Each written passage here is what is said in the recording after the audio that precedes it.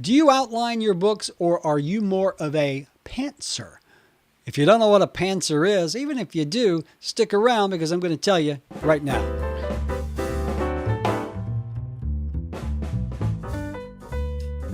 Hey guys and gals, boys and girls, authors and author wannabes. Hope you're having a fantastic day. Tim Knox here on the program where we talk about all things writing, editing, publishing, marketing, you name it, we'll talk about it here. And I encourage you to interact with this show. In fact, I love using the questions and comments from the viewers. If you've got a question or comment, drop it in below. And if I use it in a future video, you will get a free digital copy of one of my books. Also, don't forget to like and subscribe. Lucky for you, that's what I like. I love that song. That's the only line that I know. Hey, today we are talking about outlining, and the question comes from Pat. And Pat says, Tim, do you outline your books or do you just write them off the top of your head? Are you a pantser? Now, old folks like me hear the word panzer and they think of tanks in Germany in World War II.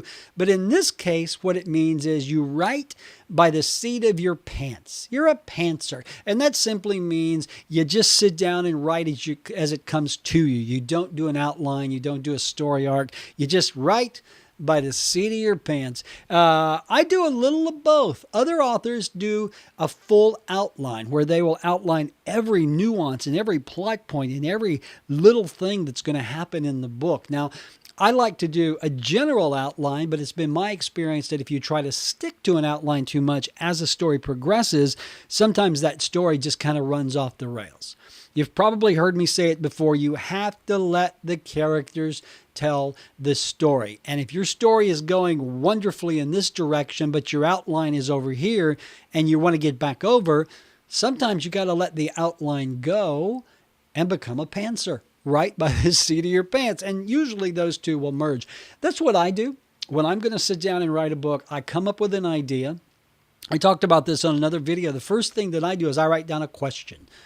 And the question is usually, like, for example, about my book, Angel of Mercy. What would you do if you found out that people, or that, I'm sorry, let me back up. What would you do if you found out a popular TV doctor is actually guilty of murder? I know, kind of off the wall, but that was the question that kind of started that book and built from there. So what I do is I'll come up with a question, I'll come up with an idea, and then I'll build a story around it. I've got the skeleton, and then I'll just kind of do some meat on the bones. But I come up with really just kind of an overview. It's not an outline. I don't outline chapter by chapter. I used to do that, and I found that I would just chuck the outline midway through. So what I do now is I know where I want to start.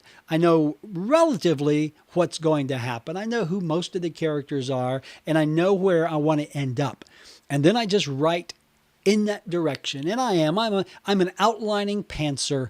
Pat, that's what I do. I'm a pantser who outlines. But the key there is you have to be flexible. You cannot be so rigid that you stick to this outline if the story is going to take you elsewhere. If your characters are saying, come on, I've got this great thing happening, we're going to continue going this way, and you try to shift the gears, again, the book is going to suffer. So you can do the outline, you can write by the seat of your pants, you can do a combination of both. But again, let the characters tell the story. Hey, Pat, I hope that was helpful just for submitting that question and having it asked here on a video. You are going to get a free digital copy of one of my books. I'll be in touch with you. If you would like a copy, all you got to do is drop a really good question or comment below. And if I use it on these videos, you will win a free copy of the book.